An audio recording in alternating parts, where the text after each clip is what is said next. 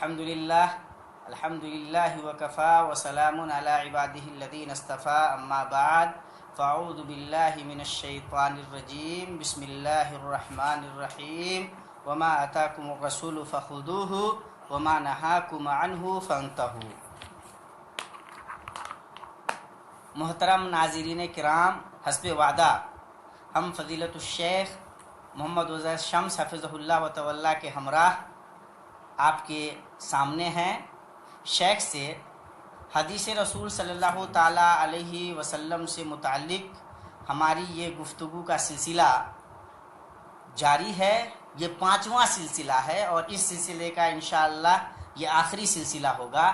اس سے پہلے ہم حدیث معنی و مفہوم اور قرآن و حدیث کے رشتے پہ گفتگو کر چکے ہیں۔ تدوین حدیث کی تاریخ، اہمیت، ضرورت پہ گفتگو کر چکے ہیں۔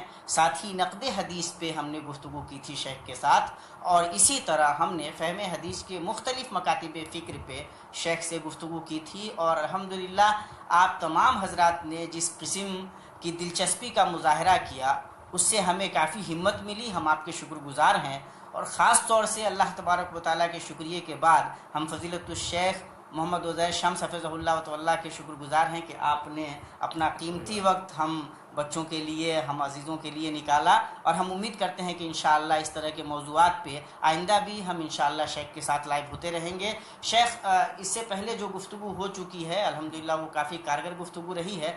آج ہم لوگ اس سلسلے کی آخری کڑی حدیث رسول صلی اللہ تعالیٰ علیہ وسلم سے متعلق جب گفتگو کرنے جا رہے ہیں تو اس سلسلے کی آخری کڑی انکار حدیث سے متعلق ہم لوگ بات کرنا چاہتے ہیں۔ اس سے پہلے بھی باتیں آئیں کہ رسول پاک صلی اللہ تعالیٰ علیہ وسلم کے زمانے میں اور آپ صلی اللہ تعالیٰ علیہ وسلم کے زمانے کے بعد صحابہ کرام رضوان اللہ تعالیٰ علیہ مجمعین نے کس طرح سے حدیث کو دین کا جز سمجھا، مصدر سمجھا، دلیل سمجھی، اور کس طرح سے رسول پاک صلی اللہ تعالیٰ علیہ وسلم نے اپنی حدیثوں کی حفاظت کی ذمہ داری امت کے اوپر رکھی، کس طرح سے رسول پاک صلی اللہ تعالیٰ علیہ وسلم کے صحابہ آپ کی باتوں کو سنتے تھے اور ان کے مطابق عمل کرنے کو ضروری سمجھتے تھے۔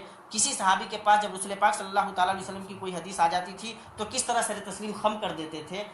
صحابہ کرام نے، تابعین اعظام نے کس طرح سے رسول پاک صلی اللہ تعالیٰ علیہ وسلم کی ایک ایک بات کی حفاظت کو دینی ذمہ داری سمجھا، اور کس طرح سے پھر محدثین کرام کا ایک پورا گروہ رہا جنہوں نے اپنی پوری زندگی اس کے لیے وقف کی کہ اس دین کی، اس شریعت کے دوسرے مصدر کی حفاظت کی جا سکے۔ اتنی بڑی کوشش رہی جس کوشش کو دیکھ کر اپنے تو اپنے غیروں نے بھی یہ کہا کہ کسی بھی فن کو، کسی بھی علم کو محفوظ کرنے کا اس سے بہتر کوئی بھی زاویہ آج تک سامنے نہیں آیا۔ اسپرنگر وغیرہ کا نام ہم لے سکتے ہیں کہ جس فن کو مسلمانوں نے، محدثین نے اسماء رجال کے فن کو، فن جرح تعدیل کو جس طرح سے ڈیولپ کیا، اور اس سے جس طرح سے اس پورے دین کو، پوری تاریخ کو مدون کر لیا گیا، اس کی حفاظت کر لی گئی، یہ اپنے آپ میں امت مسلمہ کا ایک معجزہ ہی کہا جا سکتا ہے۔ اس کے باوجود شیخ آخر کیا وجہ رہی ہے کہ دین کے جو بنیادی دو ستون شروع سے رہے، دو مصادر شروع سے رہے، قرآن و حدیث،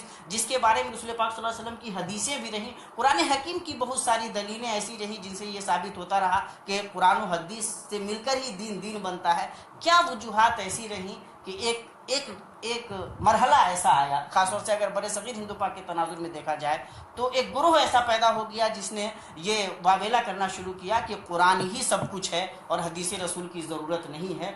وہ اس نتیجے تک آ گئے کہ انہوں نے اس قرآن کے اس تشریح و تعبیر کی ذمہ داری جو رسول پاک صلی اللہ تعالیٰ علیہ وسلم کو دی گئی تھی اور جو حدیث نبویہ صلی اللہ تعالیٰ علیہ وسلم کی شکل میں ہمارے سامنے ہے، اس کا سرے سے انکار کر۔ دیکھیے، یہ موضوع بہت طویل و عریض ہے، اور ایک مجلس میں کوشش کروں گا کہ بنیادی جو نکات ہیں اس کے بیان کر دیے جائیں۔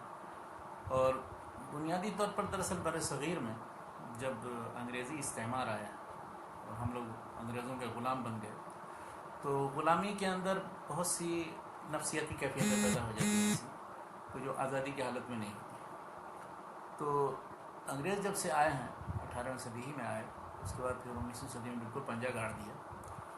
آخری جو کوشش ہوئی آزادی کی 1857 میں جو ناکام ہوئی، تو جس کے نتیجے میں پھر مسلمان بہت شکست خوردہ ہو گئے اور بہت افسردہ، اور ہر طرح سے ان کو تعلیمی اعتبار سے، اقتصادی اعتبار سے، مذہبی اعتبار سے، سیاسی اعتبار سے مختلف دشواریوں کا سامنا کرنا پڑا۔ انگریزوں نے بھی ان کو بہت زیادہ مطلب ٹارگٹ کیا اور انہیں ہر طرح سے ذلیل و خوار کرنے سے کہ دراصل انہیں سے بدلہ لینا مقصود تھا.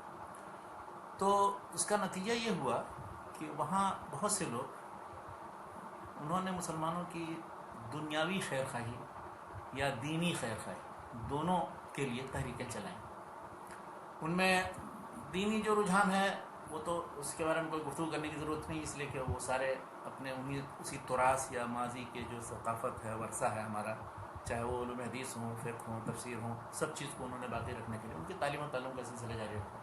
جتنے مدارس آپ دیکھ رہے ہیں بڑے صغیر کہیں انہیں کی نمائندگی کرتے ہیں. لیکن جو دنیاوی اصلاح کے سلسلے میں آگے بڑھے تو دنیاوی اصلاح کے لیے انہوں نے مختلف طریقے کے رویے اختیار کیے. ان میں سب سے پہلا نام جو آتا ہے سر سید احمد خان کا. تو سر سید احمد خان نے مسلمانوں کی تعلیمی اصلاح کے بیڑا اٹھایا. انہوں نے علی گڑھ میں پہلے محمد علی ایجوکیشنل کانفرنس یعنی مدرسۃ العلوم کے نام سے، پھر اس کے بعد پھر محمد اینگلو اورینٹل کالج کے نام سے قائم کیا، جو بعد میں جا کر کے یونیورسٹی بنی.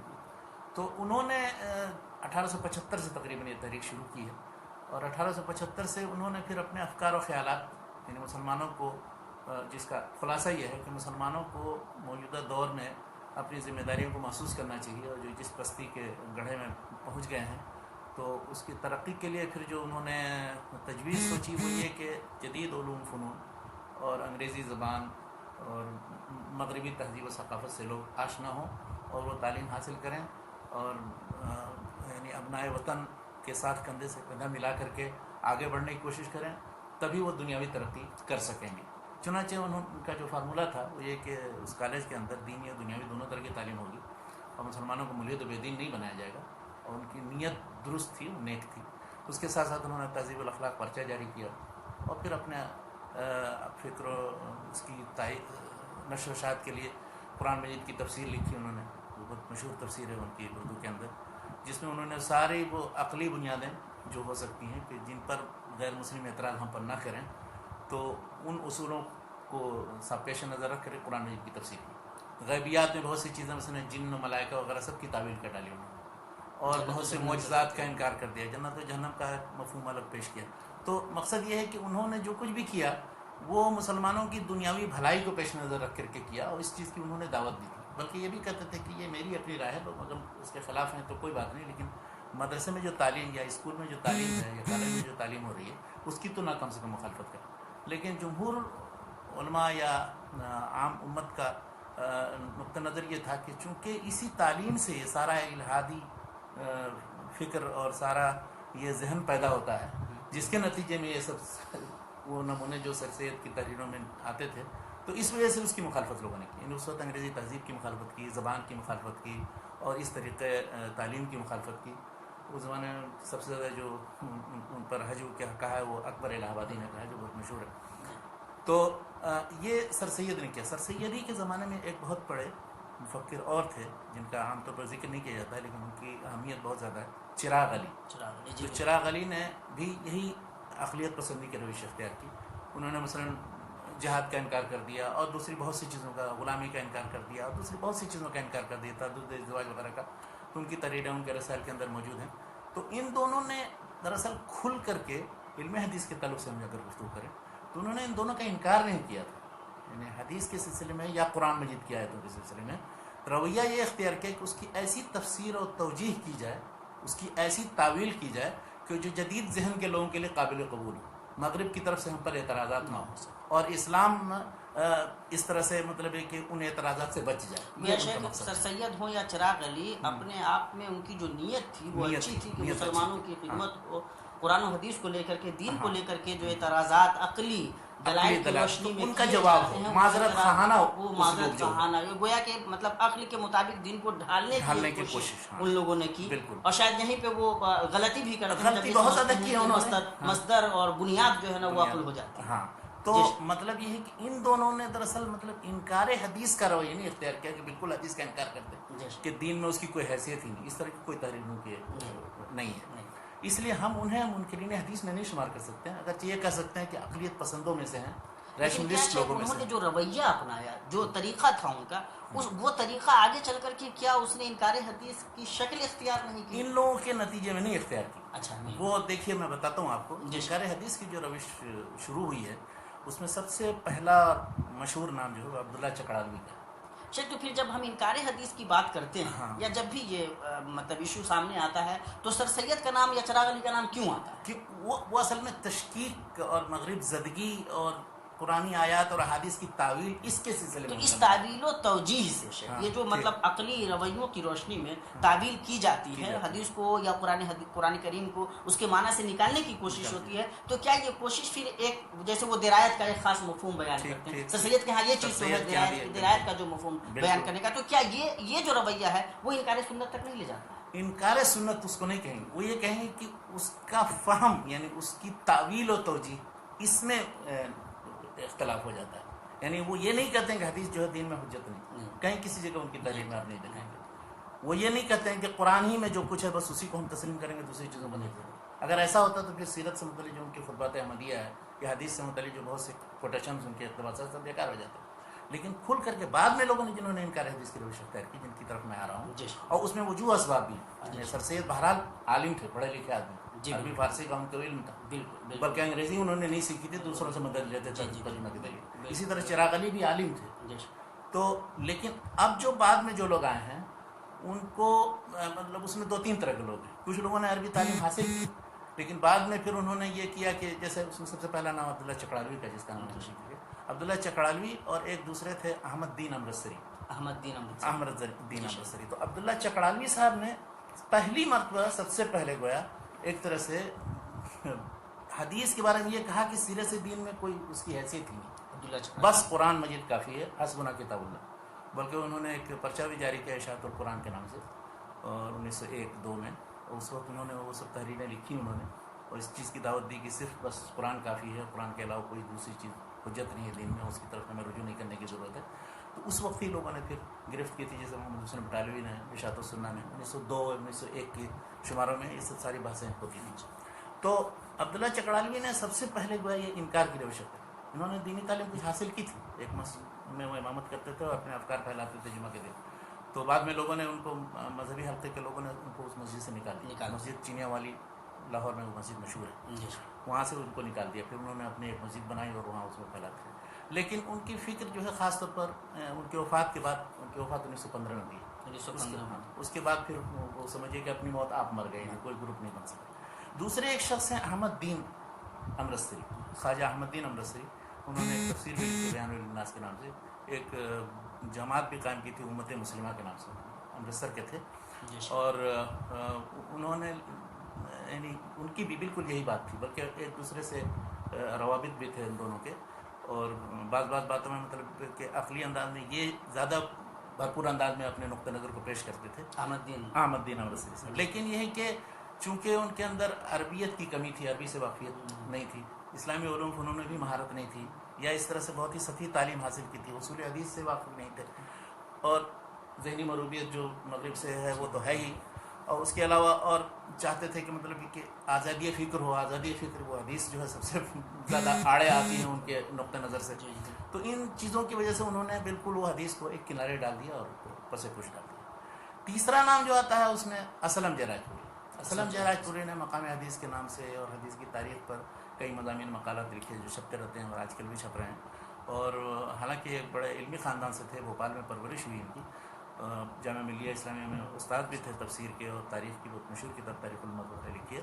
لیکن یہ ہے کہ انہوں نے پھر ان دونوں سے متاثر ہو کر کے اور خود اپنے طور پر بھی وہ یہ کہتے تھے کہ حدیث کی صرف تاریخی حیثیت، جیسے ہم تاریخی روایت سے ہم استفادہ کرتے ہیں اسی طرح سے اس کی تشریح یا دینی حیثیت نہیں، آئینی حیثیت کو نہیں مانتے تھے. وہ کہتے تھے کہ یہ سب چیزیں وقتی تھیں، اس زمانے کے حالات اور ظروف معلوم کرنے کے لیے تاریخ کا جس طرح سے دوسرے مختلف مواد ہیں اسی طرح سے یہ بھی ایک مواد اور کچھ نہیں. تو انہوں نے پھر اس کے بعد انہی سے متاثر ہو کر کے، ایک تھے غلام محمد پرویز، اسلم جراج پوری سے متاثر ہو کر کے، بلکہ یہی ان کے سمجھیے کہ امام ہے اسلم جراج پوری، اس لیے کہ یہ چونکہ عالم دین بھی تھے اور عربی بھی جانتے تھے، پڑھے لکھے تھے. تو ان پر انہوں نے مطلب اعتماد کر کے ایک پرچہ جاری کرنا شروع کیا 1938 میں طلوع اسلام کے نام سے. تو طلوع اسلام میں انہوں نے اپنے وہ افکار و خیالات پھیلائے، اسی میں ان کے مضامین بھی اسلم جراج پوری وغیرہ کے چھپے. کچھ لوگ اسلم جراج پوری کی طرف سے دفاع کرتے کہ نہیں وہ منکر حدیث نہیں تھے، لیکن حقیقت یہ ہے کہ انہوں نے ہی تو ان کی تربیت کی، انہوں نے ان کا ساتھ دیا، اور ان کے ساتھ ان کی چیزیں تحریریں ابھی بھی موجود ہیں. ان کی کتاب تعلیمات قرآن ہے جس میں انہوں نے صرف قرآن کی تعلیمات جمع کی ہیں، حدیث کی کوئی ضرورت محسوس نہیں کرتے. تو اسلم جراج پوری جن کی وفات 1955 میں ہوئی، اور غلام محمد پرویز نے دراصل اس تحریک کے لیے وہ سارا فکری سرمایہ اور اس کے لیے تنظیر یا تاسیس جو بھی کہیے اس کو، اس کے اصول و قواعد و ضوابط مرتب کیا، اور اس کی بنیاد پر اس نے کئی کتابیں، بہت زیادہ کتابیں لکھی. اسلوب بہت زیادہ اس کا چونکہ اچھا تھا، مؤثر اسلوب تھا. اس نے مثلا سلیم کے نام اور مفہوم القرآن اور ان کی بے شمار کتابیں ہیں، تقریباً 25-30 کتابیں. ایک ادارہ قائم کیا باقاعدہ طلوع اسلام کے نام سے، پرچہ نکلتا رہا طلوع اسلام. آزادی کے بعد پھر وہ کراچی سے نکلنا شروع ہوا، ابھی اس وقت لاہور سے نکل رہا ہے، یعنی اب تک نکل رہا ہے. ان کی وفات 1985 میں ہو گئی، لیکن ہے کہ اب تک وہ پرچہ نکل رہا ہے. تو اس میں انہوں نے وہ سارے جو سب سے زیادہ مطلب جو ایک کتاب ہی وہاں سے ادارہ طلوع اسلام سے شائع ہوئی، اس پر ان کا نام تو نہیں ہے لیکن اکثر انہیں کی تحریریں ہیں، یا اور کچھ دوسرے لوگوں کی، مقام حدیث کے نام سے. یہ کتاب سارے ان کے تمام افکار کا لب لباب. اچھا، اس کتاب کا اگر تجزیہ کریں گے آپ تو وہ سارے وہ شکوک شبہات جو مستشرقین نے اٹھائے تھے، کیونکہ وہ انگریزی علوم فنون سے واقف تھے، عربی سے واقف نہیں تھے، تو وہ سارے گولڈ زہر اور شاخت کی کتابیں ابھی بھی موجود ہیں. وہ دونوں کتابیں پڑھیے اور ان کے یہاں جو شکوک شبہات ہیں بالکل وہی چیز، بلکہ اس پر مزید اضافہ انہوں نے یہ کیا. مثلا اس نے گولڈ زہر نے، شاخت نے کوئی شوشہ چھوڑ دیا تو اس کے لیے انہوں نے اس کو ایک بنیاد بنا کر کے اس بنیاد پر پھر حدیث کا رکھ دیا. یعنی اس کی ایک مثال لیجیے مثال کے طور پر، ان لوگوں نے گولڈ زہر نے یہ شوشہ چھوڑا کہ حدیث کی تدوین یا حدیث کو دین میں داخل کرنا ایک عجمی سازش تھی. 30 صدی ہجری میں آ کر کے 300 سال کے بعد حدیث کی کتابیں مدون ہوئی اور ان کو دین میں شامل کر دیا گیا. یہ سارے عجمی تھے، کوئی عرب نہیں تھا. ان کو یہ پتہ نہیں کہ پہلی دوسری 2 صدیوں کے اندر، پہلی صدی اور دوسری صدی میں بہت سے ایسے ائمہ اور علماء ہیں کہ جو اصل عرب تھے، بلکہ جو سب سے مشہور و معروف کتاب ابھی بھی موجود ہے امام مالک کی، امام مالک عرب ہیں. اچھا، پھر یہ عجیب غریب شوشہ ہے کہ یہ عبدالرزاق بن حمام صنعانی عرب ہیں، اصل یمن کے ہیں. بہت سے ائمہ ہیں جو 200 ہجری تک، جو یہ اصحاب کتب ستہ کے پہلے تھے، ان کے استاد یا استاد کے استاد وغیرہ تھے. تو ان لوگوں نے جو حدیث کی کتاب مرتب کی ہیں اور ابھی وہ موجود ہیں، وہ اس بات پر مطلب سخت، یعنی اس کے خلاف ایک طرح سے دلیل ہے کہ حمام بن منبہ ابو ہریرہ کے شاگرد، اس کے بعد پھر معمر بن راشد یمن کے تھے، اس کے بعد پھر عبدالرزاق بن حمام صنعانی. اچھا، اسی طرح سے سعید بن منصور وغیرہ بہت سے علماء ایسے تھے کہ جو اصل عرب تھے اور انہوں نے کتابیں لکھی ہیں اور عرب دنیا میں بیٹھ کر کتابیں لکھی ہیں. ان کی کتابیں بہت سی ابھی موجود ہیں، جن موجود کتابوں کی طرف اشارہ کریں.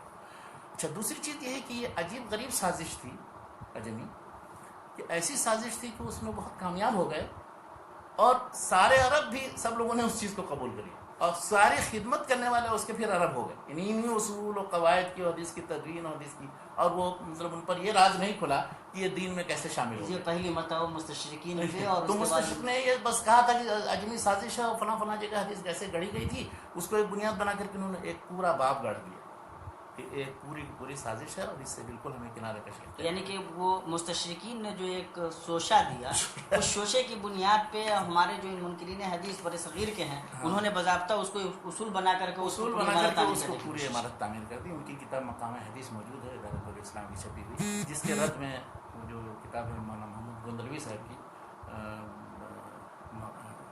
کیا اس کا نام ہے، 2 جلدوں میں چھپی ہے، دفاع حدیث یا اس طرح سے کچھ نام ہے. بہرحال تو اس میں ایک شبہ کا ان کے جائزہ لیا ہے.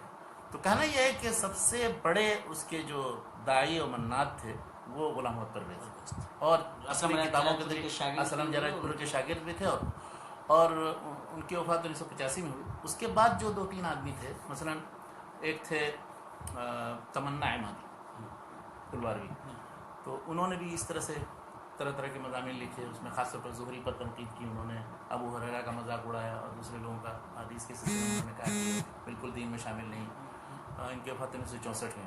پھر بعد میں ایک اور آئے تو وہ تو اور زیادہ حدیث کا انکار کیا، بالکل ہی ملحد بدین، قرآن مجید پر بھی اعتراض شروع کر دیا. نیاز فتح پوری ایک تھے 1966 میں، نگار نکالتے تھے علامہ نیاز فتح پوری، جو اپنے تحریروں اور اپنے اس کے ذریعے معروف ہیں. ان لوگوں نے صحیح سنن ندوین اور دوسرے بہت سے لوگوں نے رد لکھا ان کے زمانے میں، لیکن اپنے آپ کو بہت بڑا علامہ سمجھتے تھے. ان کی ایک کتاب ہے من و یزداں، وہ پڑھیں تو حیران رہ جائیں گے کہ یہ یہی اپنے عقل کا اور اس کا دعویٰ کرتے ہیں، اور اس کے بعد ایسی باتیں لکھتے ہیں کہ جن کا عقل سے دور کا بھی واسطہ نہیں.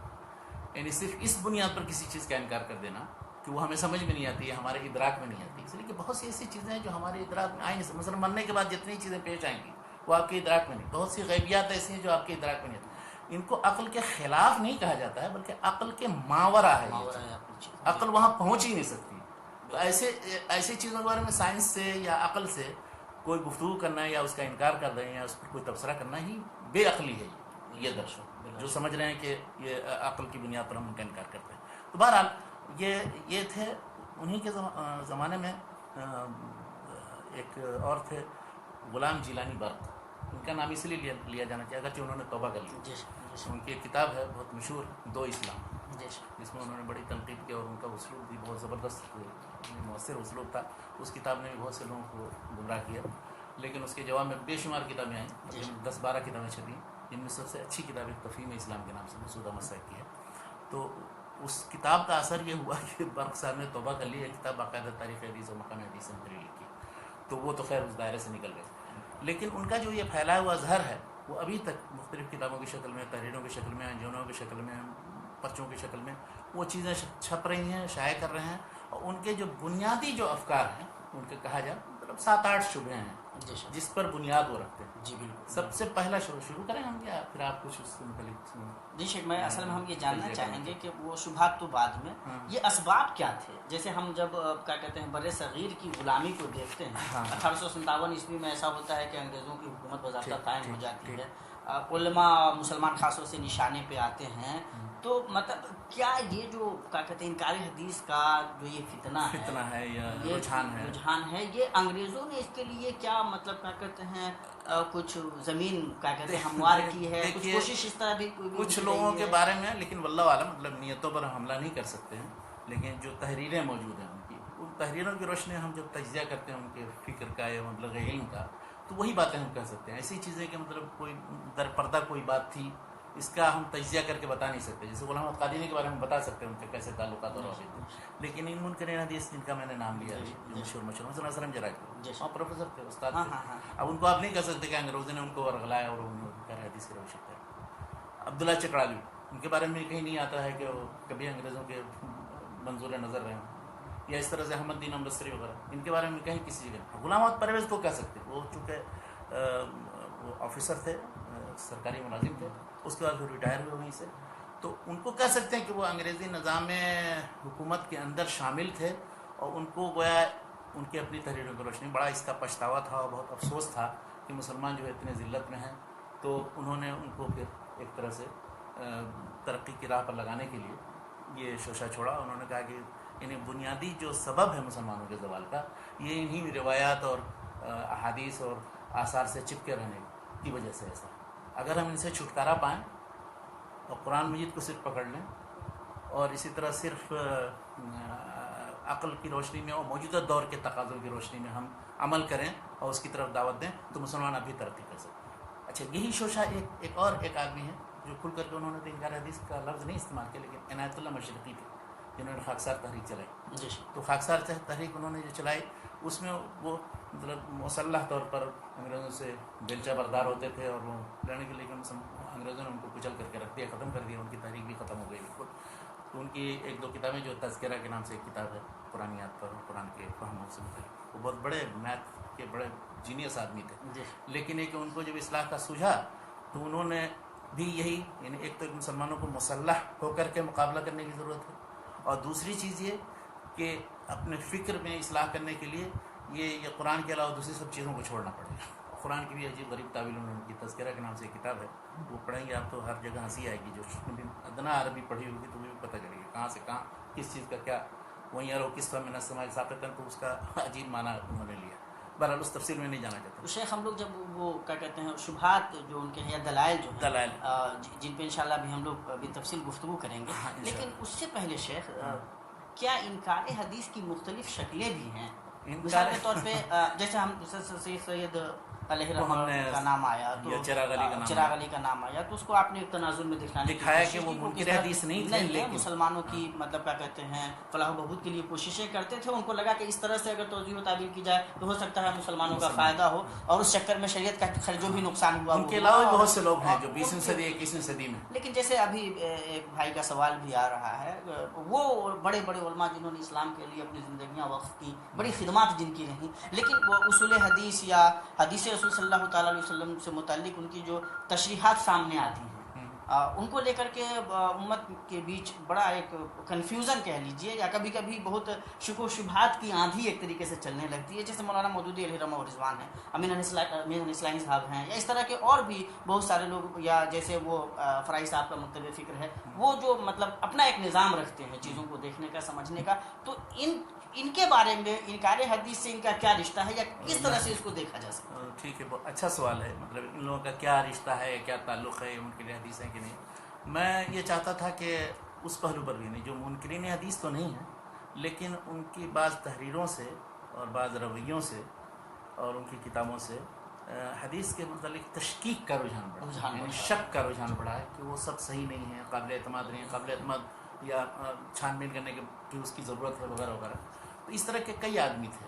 تو 20ویں صدی میں 2-3 آدمیوں کا ہم ذکر کر سکتے ہیں، اور بھی بہت سے ہیں لیکن 3-4 آدمی جن کا کافی اثر پڑا. تو ان میں ایک ڈاکٹر سید عبداللطیف تھے. ڈاکٹر سید عبداللطیف حیدرآباد کے تھے. تو انہوں نے بلکہ ترجمان القرآن جو مولانا کلام آزاد کی ہے اس کا انگریزی میں ترجمہ بھی کیا ہے. تو ان کے بہت سے لیکچرز اور چیزیں اور تحریریں ہیں، ان کی انگلش میں، اردو میں ہیں. تو انہوں نے ایک بار تقریباً 50s میں، یعنی آزادی کے بعد، اس چیز کا اعلان کیا کہ احادیث نبوی کی اثر نو جانچ ہونی چاہیے. یہ جن اصولوں کی بنیاد پر تنقید و تحقیق کا کام ہوا ہے وہ ناکافی ہے، اس لیے موجودہ دور میں اور مزید ایسے اصول ہونے چاہیے کہ جس کے، اور اس کے بعد لیکن انہوں نے امانتداری کے ساتھ کیا یہ کہ اپنا ایک سوال نامہ وہ سارے علماء اور اہل علم والے فکر کے پاس بھیج دیا. تو اس کے بلکہ اس کا مجموعہ بھی چھپا ہے، اور جتنے لوگوں نے جو جواب دیا ہے اور ان کا جو تجزیہ ہے حدیث نبوی کی یا حدیث نبوی کے اثر نو جانچ کے نام سے، عبداللطیف صاحب، ڈاکٹر سید عبداللطیف صاحب. تو وہ آخر مطلب صوفی صافی آدمی تھے، لیکن یہ کہ وہ جدید تعلیم یافتہ تھے. ان میں کون علماء تھے جن کو ان میں ایک دلچسپ نام لیتا ہوں، سید سنن ندوی نے بہت دلچسپ جواب دیا ایک صفحے کا. اس میں انہوں نے لکھا ہے کہ حدیث نبوی کے جانچنے سے متعلق محدثین نے جو اصول و قواعد بیان بنا کی وہ اپنی جگہ بالکل ہی مکمل اور کافی و شافی ہیں. ان میں کسی طرح نئے اصول و قواعد کی ضرورت نہیں ہے، اور جو شخص اس کی کوشش کرے گا وہ کبھی کامیاب نہیں ہوگا. اور بلکہ انہوں نے یہاں تک لکھا اپنے ایک اور دوسری تحریر کے اندر، کہا کہ حدیث اور قرآن کو جو شخص دو سمجھتا ہے وہ ڈیرا ہے، احول ہے. یعنی قرآن اور حدیث دونوں ایک ہی ہے. بالکل قرآن کی تشریح جو ہے وہ حدیث ہے، اور کبھی بھی کسی شرح کو متن سے الگ نہیں کیا جا سکتا. تو کہنے کا مقصد ان کا یہ ہے کہ قرآن و حدیث کو دو الگ الگ چیز مت سمجھیے، یا ان کے درمیان تعارض مت فرض کیجیے کہ حدیث جو ہے قرآن کے معارض بھی ہو، متعارض بھی ہو سکتی ہے. کوئی صحیح حدیث کبھی معارض نہیں ہو سکتی، جیسے کوئی صحیح حدیث کبھی عقل کے معارض نہیں ہو سکتی. یا تو حدیث غلط ہوگی، صحیح نہیں ہوگی، موضوع ہوگی، جھوٹی ہوگی، رسول اللہ صلی اللہ علیہ وسلم کی حدیث نہیں ہوگی، یا پھر وہ عقلی اصول وہ غلط ہوگا، یا قرآن سے جو چیز سمجھی جا رہی ہے، جو سمجھا جا رہا ہے وہ غلط، وہ فہم غلط ہو. کبھی ایسا نہیں ہوگا کہ صحیح حدیث ہو جو صراحت کے ساتھ کسی چیز پر دلالت کر رہی ہو، قرآن کی کوئی آیت اس کے خلاف بالکل دلالت کرے. تو انہوں نے یہ اس طرح سے، اور دوسرے علماء نے بھی کہا، لیکن وہ منصوبہ ان کا فیل ہو گیا. مطلب وہ منصوبہ کامیاب نہیں ہوا، اور اس میں وہ کچھ وہ کر نہیں سکے. لیکن جس طرح سے میں نے 19ویں صدی میں 2 آدمیوں کا ذکر کیا جو مغربی تہذیب سے متاثر ہونے کے نتیجے میں انہوں نے انکار تو نہیں کیا، لیکن یہ کہ تشکیک کی روش اختیار کی، اور متواتر حدیثیں یا معروف حدیثیں ان کا تو ذکر کیا، لیکن جہاں کوئی حدیث ایسی آ جاتی ہے کہ جو ان کے مطلب کی نہیں ہے، مغرب ہم پر اعتراض کرے گا ان کو دیکھ کر کے، بس فوراً انہوں نے تعویل توجیہ کر رویہ اختیار کیا سر. تو اس کے برعکس یہاں 20ویں صدی میں 2 نام میں لیتا ہوں. ان دونوں نے یہ کیا، حالانکہ وہ زبردست اسلام پسند اور ان کا اسلامی بیک گراؤنڈ، بلکہ اسلامی تحریک چلانے والے، اور اچھی تعلیم حدیث کی انہوں نے اختیار کی. ان میں مولانا امین حسن اصلاحی جو مولانا فراہی کے شاگرد تھے، تفسیر تدبر قرآن کے مؤلف، اور دوسرے مولانا مودودی جو اگرچہ کسی دینی مدرسے سے فارغ نہیں تھے لیکن اسلام کے لیے جو ان کے خدمات ہیں وہ معروف ہیں. تو ان کی جماعت اسلامی کی جو تحریک 1941 میں شروع ہوئی، الجہاد بالاسلام، انہوں نے لکھی، اور دوسری کتاب.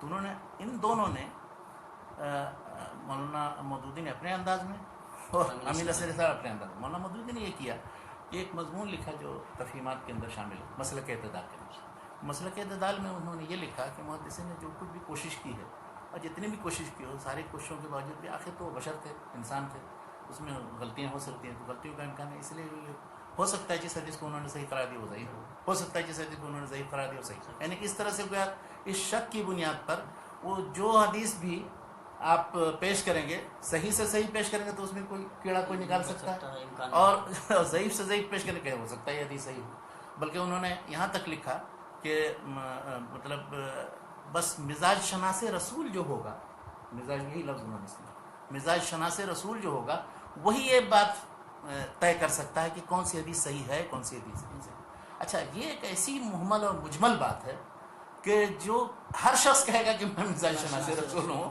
وہ حدیث کی تصحیح تذیب کرنا شروع کر دے گا۔ تو یہ ایک عجیب غریب بات، اس کا نوٹس جو ہے تقریباً علماء دیوبند نے بھی لیا، علماء حدیث نے بھی لیا۔ مشہور کتاب جو مولانا محمد اسماعیل سلفی کی حجت حدیث ہے، جماعت اسلامی کا نظریہ حدیث ہے، یہ اسی کے رد میں ہے، اور انہوں نے ان کی اس فکر کا جائزہ لیا کہ محدثین کی ان ساری خدمات پر پانی پھیر دینا، ان پر نسخ کر دینے کے مترادف ہے آپ کا یہ بیان، آپ کہاں کدھر جا رہے ہیں۔ بلکہ خود مولانا مودودی نے جب ایک جسٹس محمد شفیع تھے پاکستان میں، انہوں نے جب حدیث کے انکار کی روش اختیار کی تو اب اس وقت پھر ان کو اب سوجھا، انہوں نے اسی تشکیک کی بنیاد پر اس کا انکار کیا۔ تو بلکہ غلام محمد پرویز نے بھی اس وقت مضمون لکھا تھا کہ میں بھی تو یہی بات کہتا ہوں، تو میرے اوپر تو لوگ تنقید کرتے ہیں، اور مولانا مودودی نے کہہ دیا چونکہ جماعت اسلامی میں، اس لیے ان کو کوئی بات نہیں۔ ہاں، انہوں نے بتاتا استدلال کیا، اس پر استدلال کیا، ان پر تو کوئی جواب نہیں مولانا مودودی کے پاس، جماعت اسلامی والوں کے پاس۔ کہ تشکیک کا رویہ اگر مولانا مودودی اختیار کرے تو ٹھیک ہے، اور اگر غلام محمد پرویز اختیار کرے تو درست نہیں، صرف اس لیے کہ مولانا مودودی حدیث کو حجت سمجھتے ہیں اور یہ حجت ہی نہیں سمجھتے۔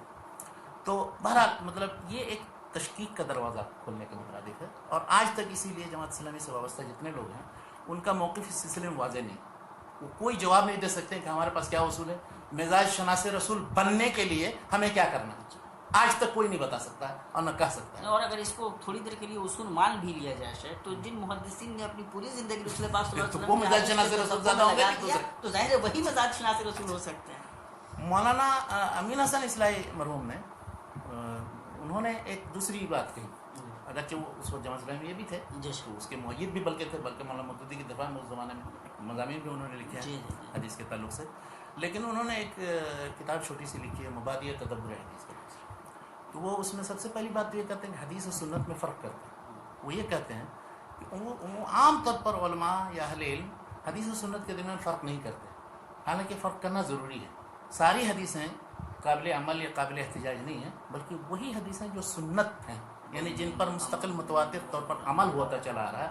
تو انہوں نے پہلی مرتبہ یہ بتایا کہ حدیث و سنت میں جو یہ ملا کر کے لوگوں نے ایک بنا دیا ہے اس کو، سارے اصولیوں نے، فقہاء نے، محدثین نے، یہ ٹھیک نہیں ہے۔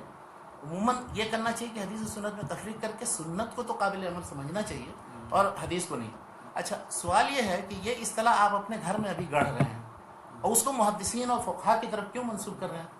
اس کی بنیاد پر آپ سنت سے متعلق حدیث سے متعلق جو مباحث ہیں اصول فقہ میں، اصول حدیث کے اندر، اس پر کیسے منطبق کر رہے ہیں؟ آپ گڑھنے کا حق رکھتے ہیں، سنت کا کوئی معنی آپ لے لیں، لیکن یہ ہے کہ یہ اصطلاح محدثین کی نہیں، یہ فقہاء کی اصطلاح نہیں۔ تو سنت سے متعلق جتنے مباحث ہیں وہ آپ اپنی اصطلاح کے مطابق اصول حدیث اصول فقہ میں نہیں ہیں۔ ساری حدیثیں، ساری جو بھی ثابت حدیثیں وہ سب قابل استدلال، قابل احتجاج، اور سنت اور حدیث کی یہ تفریق نہیں چاہیے۔ سنت اور حدیث کی تفریق کے سلسلے میں کچھ مولانا سید ثنا ندوی نے بھی ایک مقالہ لکھا ہے حدیث سے متعلق، سنت اس کا بھی ترجمہ بھی ہوا مجلس سنت الاسلام کے نام سے، اس میں بھی یہی بات لکھی انہوں نے۔ اس سے پہلے مولانا فراہی نے اصل میں یہ بات لکھی تھی، تو اسی کو پھیلا کر کے انہوں نے اس کی تنظیم کی۔ امین حسن اصلاحی صاحب، ہاں، جبکہ وہ خود اپنے تفسیر کے مقدمے میں، تفسیر تدبر قرآن کے مقدمے میں، جب وہ مصادر و ماخذ کا ذکر کرتے ہیں کہ تفسیر کے بنیادی ماخذ کیا ہیں، تو انہوں نے جہاں نظم قرآن کا ذکر کرتے ہیں، نظم قرآن کو وہ قطعی قرار دیتے ہیں، جبکہ حال یہ ہے کہ نظم قرآن میں کے لحاظ سے اگر آپ دیکھیں، فراہی نے نظم قرآن کے لحاظ سے کسی آیت کی کوئی تفسیر کی، اور امین حسن نے باقاعدہ استاد کی مخالفت کی، نظم قرآن کے لحاظ سے دوسری تفسیر کی، تو قطعی کیسے ہوگا؟ نظم قرآن کا پورا سلسلہ جو تصور ہے وہ بالکل ظنی، بلکہ ظنی میں جو سب سے بدترین درجہ ظن کا ہے وہ ہے اس کا، اس لیے کہ ہر شخص کے اپنے اجتہاد ہے اس کی، نظم قرآن کے سلسلے میں گفتگو یہاں نہیں ہو رہی، ورنہ میں بتاتا اور بہت سی مثالیں دیتا کہ عبداللہ دراز صاحب ہیں یا اور دوسرے لوگ. انشاءاللہ جب ہم لوگ کبھی علوم قرآن سے متعلق گفتگو کریں گے تو انشاءاللہ اس پہ آئیں گے. ان لوگوں نے جس طرح سے نظم قرآن یا ایک سورہ میں جو بنیادی مرکزی مضمون کیا ہوتا ہے، کس طرح سے اس کی تقسیمات ہیں اور بنیادی موضوع کی طرف کیسے رجوع ہوتا ہے، تو اس میں جب موازنہ مقارنہ کریں گے تو مولانا فراہی نے کیا کہا، انہوں نے کیا کہا. جب ان دونوں کے درمیان ایک تعارض ہو گیا، اس کا مطلب ہے کہ نظم وہ قطعی چیز نہیں ہے. ہر شخص کا اپنا اجتہاد ہے. ہر شخص قرآن مجید کے اسلوب بیان یا اس کی تعلیمات یا اس کی حکمتوں سے مطلب گفتگو کر سکتا ہے، لیکن آخر میں واللہ عالم کہے. یہ نہیں کر سکتا کہ یہ قطعی ہے. اس کی بنیاد پہ یہی تفسیر درست ہے. چنانچہ تفسیر سورہ فیل میں جو انہوں نے غلطی کی ہے کہ وہ کنکریاں مار رہی تھیں ان کو، ترمیہم بحجارۃ من سجیل، ترمی کو خطاب کا صیغہ بنایا، اور وہ عجیب غریب تفسیر بھی اس پر مولانا مودودی نے رد کیا، دوسرے سارے لوگوں نے رد کیا. خیر اس تفسیر میں نہیں جانا چاہتا. کہنے کا مقصد یہ ہے کہ انہوں نے خود اس تفسیر میں پھر حدیث کی اہمیت بتائی، اور قرآن مجید کی بہترین تفسیر حدیث اور آثار صحابہ کی روشنی میں ہو سکتی اور ہونی چاہیے. مولانا امین حسن نے تفسیر کا ضرور پڑھا، لیکن میں نے جیسا کہ پچھلی گفتگو میں کہا تھا کہ پوری تفسیر جو ہے وہ کل 70-80 سے زیادہ حدیثیں نہیں ہیں، ان میں بھی 20-25 حدیثیں ایسی جو انہوں نے تنقید کے طور پر بیان کی. تو کتنا استفادہ کیا انہوں نے حدیث سے. عملاً کیا ہے وہ، نظری طور پر اس کے قائل ہیں حدیث حجت ہے، لیکن عملاً انہوں نے کیا روش. اب اس کے بعد جو لوگ بھی آئیں گے آئندہ تفسیر کریں گے قرآن مجید کے، ان کے منہج پر جو قائم رہیں گے یا ان سے جس نے بھی استفادہ کیا، اس وجہ سے اور زیادہ گمراہ. 2 آدمیوں کو اور نام میں لے لیں. بعض لوگ دعویٰ کرتے ہیں کہ ہم ان کے استاد ہیں، اور وہ جیسے پاکستان میں ایک ہیں بہت مشہور، کیا نام ہے ان کا، ماجد، کیا نام ہے، غامدی، جاوید احمد غامدی. جاوید احمد غامدی اپنے آپ کو کہتے ہیں کہ میں امیر حسن اصلاحی کا شاگرد ہوں، اور ان کی طرف سب چیز تھوپتے ہیں. کہاں تک یہ درست ہے نہیں درست ہے، لیکن ان کی ایک کتاب ہے منہاج کے نام سے، سنت یا حدیث کے تعلق سے اس کی جو قواعد ہیں کن حدیثوں کو سنت. ان کے ہاں تو سنت کا مفہوم ہی دوسرا ہو گیا.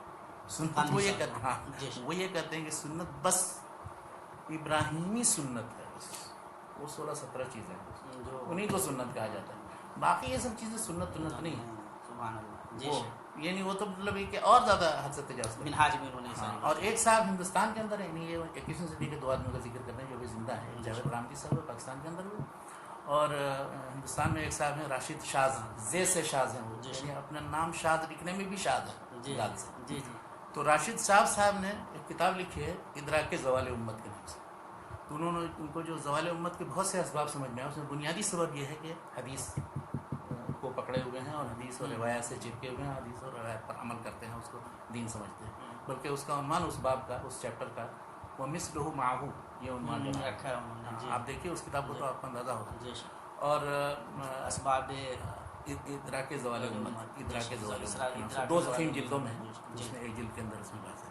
تو ان کی یہ کتاب میں نے پڑھی، خاص طور پر اس میں جو حدیث کا حصہ ہے اس کو میں نے دیکھا کہ وہ پورا سامنے، وہ انگریزی کے وہ ایم اے ہیں شاید، وہ گولڈ زیئر کی کتاب محمد علی اسٹڈیز رکھی ہے، اور شاخت کی کتاب سامنے، اوریجن آف محمد اللہ.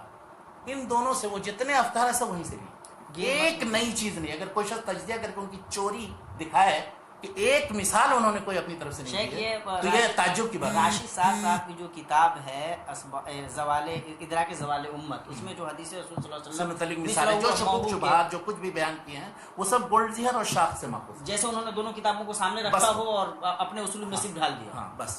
اور مطلب اگر کوئی تجزیہ کرنا چاہے تو باضابطہ تجزیہ وہ یہ سمجھتے ہیں کہ دوسرے لوگ جو ہیں وہ انگریزی میں پڑھنے اڑنے والے ہیں نہیں. تو شاید آپ نے باضابطہ مطلب میں نے مقارنہ موازنہ کر کے دیکھا. میرے پاس دونوں کتابیں ہیں، شاخت کی بھی کتاب ہے، گولڈ زیئر کی بھی کتاب ہے، اور دونوں سے موازنہ کرنے کے بعد مجھے اندازہ ہوا کہ اس نے کہیں ایک چیز بھی اپنی ایسی نہیں بیان کی ہے. بس اس میں اپنے الفاظ اور وہ اسلوب میں انہوں نے تقویت پیدا کرنے کے لیے وہ مسلمانوں پر بلا بھرا اور پتہ نہیں کیا، یعنی سارا غصہ جو ہے انہوں نے اس باب میں نکال دیا. بس کیا ان کا پورا مدار شاخت اور گولڈ زیہر، اور دونوں کتابیں ان کی موجود ہیں. شیخ نے باضابطہ مقارنہ کر کے کوئی شخص بھی مقارنہ کر کے دیکھ سکتا ہے، اور جا کر کے چیک کر کے دکھائے کہ گولڈ زیہر سے کتنی چیزیں لی ہیں، ان سے کتنی چیزیں. جیسے عرب ممالک میں لوگوں نے یہی کیا. مثلا عرب ممالک احمد امین تھے، انہوں نے زحل اسلام کے اندر، اور اسی طرح سے محمود ابو ریہ تھے، انہوں نے اقوام علی سنت محمدیہ، ان دونوں میں پورا کا پورا انہیں دونوں سے سارا کچھ لیا، اپنی طرف سے کوئی چیز نہیں لی. میرے کہنے کا مقصد یہ ہے کہ بہت سے لوگ انکار حدیث کا کھل کر کے تو ذکر نہیں کرتے ہیں، لیکن بہت سے لوگ سبب بن جاتے ہیں بہت بڑی ایک امت سے گمراہ ہونے کا. اب راشد صاحب سے پوچھیے یا ان سے پوچھیے جاوید غامدی سے، وہ نہیں کہیں گے ہم ان کی حدیث نہیں، ہم تو فلاں کو فالو کرتے ہیں اور ہم تو حدیث کو مانتے ہیں، لیکن جو رویہ انہوں نے اختیار کیا وہ بالکل وہی تشکیک کا اور انکار حدیث اور کا، ایسے نتیجہ ایک ہی ہے۔ اور ایسے لوگ زیادہ خطرناک ثابت اور ہوتے ظاہر ہیں، ہے اس طرح کے لوگ خطرناک۔ اسلوب کی شیرینی اور زبان و بیان پہ اچھی گرفت، اور ساتھ ہی ساتھ بظاہر یہ کہ ہم امت مسلمہ کے بڑے خیر خواہ ہیں، تو یہ خیر خواہی امت مسلمہ کے حق میں خیر جو بھی ثابت ہو، لیکن شریعت محمدیہ کے حق میں بہت زہر ثابت ہوتی ہے۔ ایسے لوگوں سے بہت سترک رہنے کی ضرورت ہے، ان کو جاننے کی ضرورت ہے۔ نقصان کیسے نہیں ہوگا؟ دیکھیے اس وقت مسلمان اتنے آپس کے بہت سے مسائل ہیں، ملک میں مسائل ہیں، زبان کا مسئلہ ہے، اقتصادی مسئلہ ہے، تعلیمی مسائل ہے، آپ ان کے مذہبی اس کو چھیڑ دیتے ہیں جو سارے مسلمانوں کے مطلب بلا اختلاف مسلک و مذہب یہ متفق علیہ چیز، جیسے قرآن کے سلسلے میں اطمینان ہے ان کو، اسی طرح حدیث کے سلسلے میں اطمینان ہے، اور واقعی ہے 1400 سال سے چلا آ رہا ہے سلسلہ۔ آپ وہاں پر جا کر کے ان کو کچوکے لگاتے ہیں کہ تمہارے سب زوال کا سبب یہ ہے کہ تم شیخ تو وہ کیا دلائل ہیں ان کے، کیا شکوک و شبہات ہیں جن پہ وہ اپنی اس پوری عمارت کی بنیاد رکھتے ہیں؟ دیکھیے وہ جو ان کی جو بھی کتابیں آپ پڑھیں گے اس میں 6-7 شبہات ہیں۔ سب سے پہلی شبہ ہے کہ قرآن مجید کافی ہے، تبیان لکل شیء فصلنا تفصیل کل شیء، یعنی وہ اس میں جو کافی ہے، پھر ہمیں کیا ضرورت ہے کسی حدیث کی؟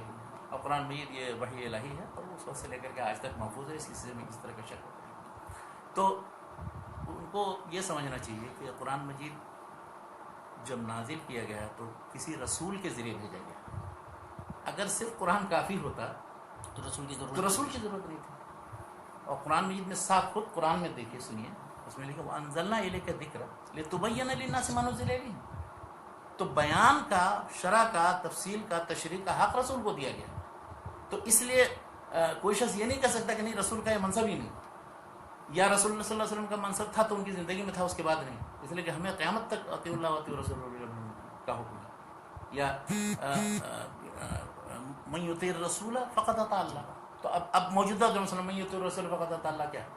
اب اس سلسلے میں انہوں نے پرویز نے کیا کیا وہ ابھی میں آتا ہوں ان کے شکوک شبہات میں بیان کروں۔ تو اس کا مطلب یہ ہے کہ سارے بنیادی جو قواعد دین کے اصول ہیں شریعت کے، یہ ہیں قرآن میں، جن کی تفصیل و تشریح ہے، بلکہ بہت سی ایسی حدیثیں بھی ہیں کہ جو قرآن میں مطلب ان چیزوں کی تفصیل نہیں ہے اور قرآن حدیث میں بیان کی گئی ہے، اگر آپ وہ نہیں مانیں، مثال کے طور پر یہ خالہ اور پھوپھی، خالہ اور بھانجی یا پھوپھی اور بھتیج دونوں کو ایک ساتھ نکاح میں جمع کرنا، یہ حدیث میں اضافہ ہے، وہ جائز نہیں۔ حرمت علیکم امہاتکم وبناتکم جو سورہ نساء کے اندر، اس میں اس کا ذکر نہیں، اس کو آپ کس قیاس سے ثابت کریں گے، یا اس کو مانیں گے کہ نہیں مانیں گے؟ آپ جمع کر کے شادی کرنا شروع کر دیجیے دونوں سے اور اکٹھا کرنا، تو وہ بالکل ہی اسلام کے خلاف ہوگا، قرآن کے بھی خلاف ہوگا۔ اسی طرح سے دی مخلب من الطیر اور دی ناب من السبع، یعنی پھاڑ کھانے والے جو اور پنجے سے پکڑ کر کے جو چڑیاں ہیں، یہ دونوں حرام ہیں، قرآن میں کہیں ذکر نہیں ہے، قرآن میں جن محرمات کا ذکر ہے ان کا بیان ہے۔ تو کہنے کا مقصد ہے کہ بہت سی ایسی چیزیں بھی ہیں جو اللہ کے رسول صلی اللہ علیہ وسلم نے بیان کیا، اور یہ رسول اللہ صلی اللہ علیہ وسلم کا منصب تھا، انہوں نے اس کی روشنی میں بیان کیا۔ دوسری بات وہ یہ کہتے ہیں کہ حدیث جو ہے کوئی وحی الہی نہیں ہے، قرآن مجید وحی الہی ہے، پورے اہتمام کے ساتھ نازل ہوتا تھا، اور اس کے بعد پھر اس کی کتابت کا اہتمام کیا جاتا تھا، پھر اس کی حفظ کرنے کا اہتمام کیا جاتا تھا، نمازوں میں پڑھا جاتا تھا وغیرہ۔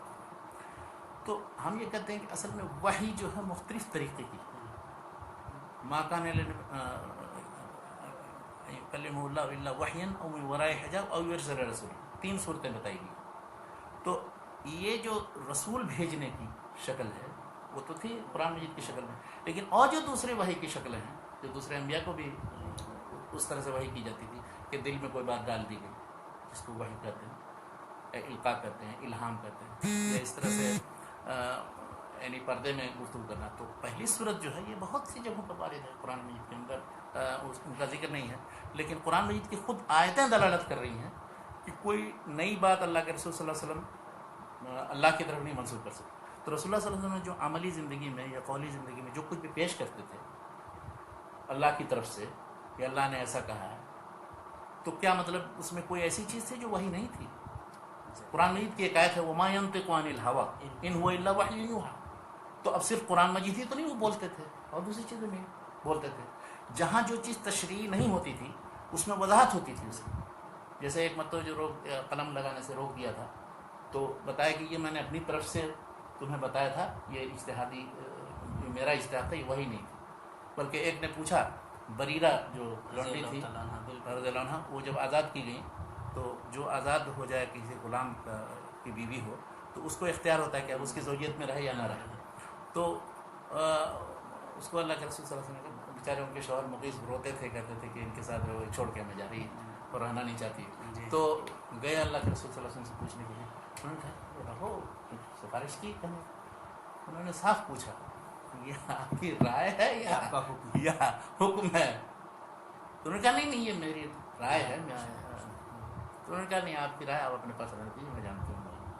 تو اللہ کے رسول صلی اللہ علیہ وسلم نے اس کو حضرات صحابہ کرام، یہاں تک کہ صحابیہ عام طور پہ خواتین گھروں میں ہوتی ہیں، ایک مطلب خاتون کو بھی اس بات کا علم تھا کہ رسول پاک صلی اللہ تعالیٰ علیہ وسلم جب بحیثیت رسول کہیں گے تو وہ دین ہے اور اس کو ماننا ہے، وہ شریعت ہے.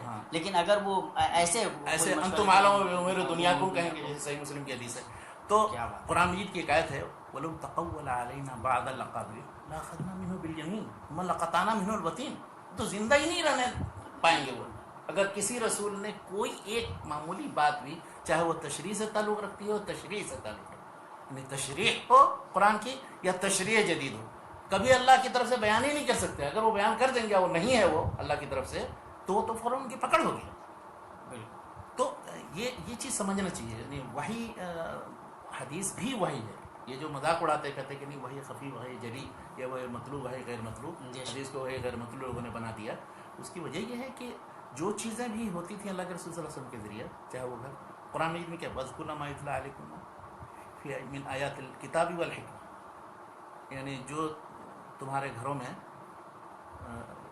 ازواج مطہرات کو کہا گیا کہ ان چیزوں کو یاد کرو کہ جن کی تلاوت کی جاتی ہے تمہارے گھروں میں. آیات الکتاب اللہ تعالیٰ کی جو آیتیں نازل ہوتی ہیں اور حکمت. تو حکمت کیا چیز ہے؟ اگر ان آیات قرآن کے علاوہ ہے تو سوائے اس کے کہ اللہ کے رسول صلی اللہ علیہ وسلم کا بیان ہے اور کچھ نہیں ہے جو رسول اللہ علیہ وسلم کے گھروں میں اور امہات مطہرات امہات المومنین کے بعد. اچھا، تیسری بات جو وہ شبہ کے طور پر وہ کہتے ہیں بالکل اس سے یاد آتا ہے خوارج کا جو موقف. وہ کہتے ہیں کہ ان الحکم الا للہ، حکم جو ہے یا قانون بنانے کا حق یا کسی طرح کا دینے کا حق، حکم یہ صرف اللہ کو. تو اگر ہم رسول کو بھی حکم مان لیں گے، وہ بھی حکم دینے کی صلاحیت، تو نعوذ باللہ مشرک ہو جائیں گے. یہ بالکل وہی شبہ ہے جو خوارج کو پیش آیا تھا، کلمۃ حق نرید بہ الباطل. یہاں ان کو یہ سمجھنا چاہیے خود قرآن مجید میں ان کو حکم بنانے کا ذکر ہے. فلا وربک لا یؤمنون حتی یحکموک فیما شجر بینہم ثم لا یجدوا فی انفسہم حرجا مما قضیت. اللہ کے رسول صلی اللہ علیہ وسلم کا حکم نہ ماننا اور ان کے پاس اپنا فیصلہ کرنے کے لیے نہ لے جانا، ان کے فیصلے پر راضی نہ ہونا، یہ تو کافر ہونے اور ایمان کے دائرے سے نکل جانے کی علامت. اسی طرح سے دوسری آیت سنیے، انما کان قول المؤمنین اذا دعوا الی اللہ ورسولہ لیحکم بینہم ان یقولوا سمعنا واطعنا واولئک هم المفلحون. تو اب لیحکم بینہم اللہ خود کہہ رہا ہے، اللہ کے رسول صلی اللہ علیہ وسلم کا فیصلہ سنایا. فیصلہ مومن کا طریقہ یہ ہوتا ہے کہ وہ آتے ہیں اللہ اور رسول کے پاس فیصلہ کرانے کے لیے، تو وہ جیسا فیصلہ کریں لیحکم بینہم، یعنی رسول فیصلہ کریں تو ان کو ماننا، اس کے خلاف کریں گے. تو یہ تو مطلب حکم سے انہوں نے یہ سمجھ لیا چونکہ اصل اور معال یا حقیقت کے لحاظ سے اللہ کا حکم ہوتا ہے اور وہ اس نے سپرد کر دیا ہے رسول کے، وہ پھر اس کے بعد جو حکم دیں گے وہ، اس لیے کہ من یطیع الرسول فقد اطاع اللہ. تو اس لیے ساری وہ چیزیں جو قرآن کے باہر بھی ہیں وہ سب اس حکم کے ضمن میں آتی ہیں، اس سے الگ چیز نہیں. اچھا، تیسری بات وہ یہ کہتے ہیں کہ اللہ کے رسول صلی اللہ علیہ وسلم نے زندگی میں اہتمام نہیں کیا تھا لکھوانے کا اس کے، اور لکھنے سے منع بھی کیا تھا. تو اس سے مطلب گفتگو ہو چکی ہے. اور یہ بھی کہ مطلب صحابہ کرام نے کتنا اہتمام کیا تھا تدوین حدیث سے متعلق جو ہم لوگوں نے گفتگو وفد عبد القیس آیا مثال کے طور پر، ان کو جو بتایا تو اس کے بعد اللہ کے رسول صلی اللہ علیہ وسلم کہ اب یہ سب چیزیں جا کر کے دوسرے لوگوں کو اپنے بتاؤ، اس طرح سے بلغوا عنی ولو نظر اللہ عمران سمع ما، یہ سب جتنی ہے تو اس میں تو لیبلغ الشاہد منکم الغائب. تو اس کے بعد پھر یہ اعتراض یہ کہنا کہ نہیں اس کا کوئی اہتمام نہیں کیا. ٹھیک ہے، سرکاری طور پر اس کا اہتمام نہیں لکھنے کا کیا گیا، لیکن انفرادی طور پر بہت سے صحابہ کرام نے لکھا ہے. تقریباً 10-15 صحابہ کرام سے ثابت ہے کہ ان کے صحیفے تھے عبداللہ بن عمرو وغیرہ، اور پھر تابعین کے زمانے میں تبع تابعین کو. اگر یہ دین نہیں ہوتا تو کیوں لکھا جائے؟ اچھا، ایک اور شبہ یہ وہ کہتے ہیں کہ حدیثیں دراصل وقتی تھیں اس زمانے میں.